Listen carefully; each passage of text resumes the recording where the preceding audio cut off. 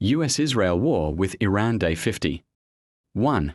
On Sunday, April 19th, the guided missile destroyer USS Spruance, DDG-111, intercepted the Tuskar, a 900-foot cargo ship, in the Gulf of Oman. The vessel was reportedly en route from Malaysia to the Iranian port of Bandar Abbas. After the ship allegedly ignored warnings for over 6 hours, the USS Spruance used its 5-inch 45 Malawian Quachars gun to fire several rounds into the Tuskar's engine room, disabling its propulsion. Following the disabling strike, commandos from the 31st Marine Expeditionary Unit rappelled onto the vessel from helicopters and took full custody. The US maintains that the ship was previously under Treasury sanctions for illegal activity. 2. Trump posted "No more Mr. Nice Guy" and threatened to destroy every bridge and power plant in Iran. This is not a figure of speech. This is an official statement from the President of the United States. "We are offering a very fair and reasonable deal, and I hope they take it because, if they don't, the United States is going to knock out every single power plant and every single bridge in Iran. No more Mr. Nice Guy." Defense Secretary Hegseth followed with his own statement. If Iran chooses poorly, then they will have a blockade and bombs dropping on infrastructure, power, and energy. The ceasefire expires Wednesday. These are not hypothetical threats. 3. Iran says it has no plans for talks. Vance is on his way to Islamabad anyway. Trump announced J.D. Vance, Steve Witkoff, and Jared Kushner are traveling to Pakistan today for a second round of negotiations. Iran's foreign ministry responded this morning with one line: "We have no plans for the next round of negotiations as of now. We don't believe in deadlines or ultimatums." Vance is flying to Islamabad to meet a delegation that may not show up. Wednesday is 48 hours away. 4. Oil jumped 5.6% this morning.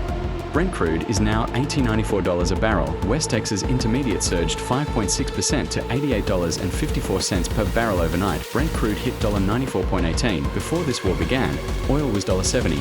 That is a 34% increase in 50 days. Zero tankers passed through the Strait of Hormuz on Sunday. Ship tracking data described it as one of the quietest days in the channel since the war began. Iran is losing $500 million per day in oil revenue. The world is losing far more. 5.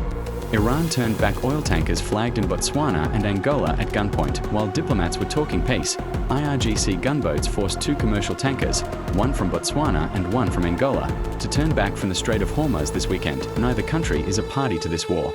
Neither ship had any connection to the US or Israel. Iran also fired on a French-flagged vessel and a UK vessel. According to Trump, a container ship was hit by an unknown projectile that damaged containers.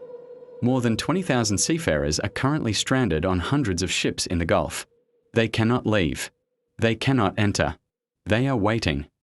6. Both sides accuse each other of ceasefire violations.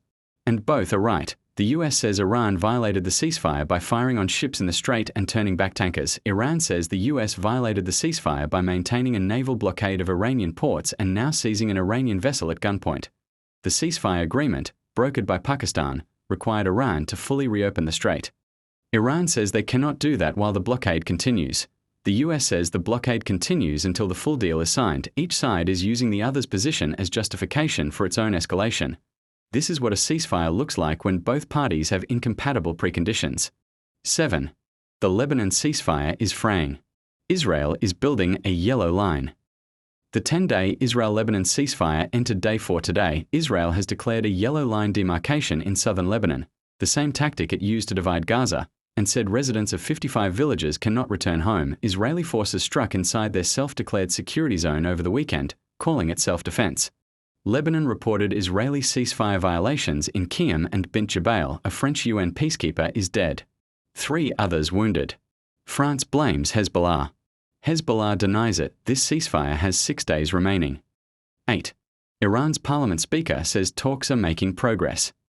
Iran's foreign ministry says there are no talks. Ghalibaf, head of Iran's negotiating delegation, posted that there is progress in negotiations with Americans. Iran's foreign ministry spokesperson said on the same day that Tehran has no plans for the next round of negotiations.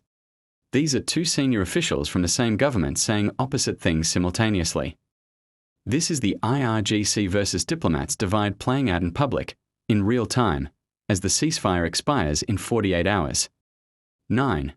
Gas prices in the US are above $4 a gallon.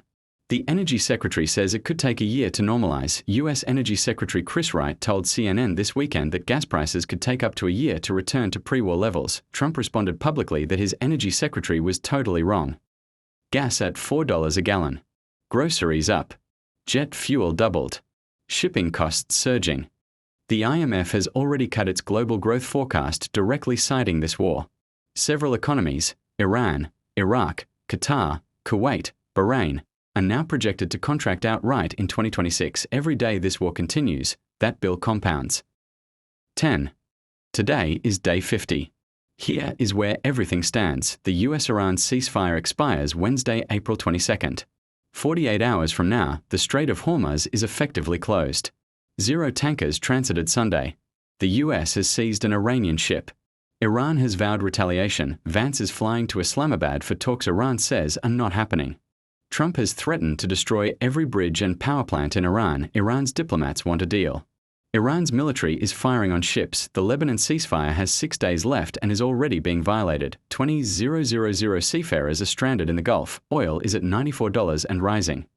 Thanks for watching.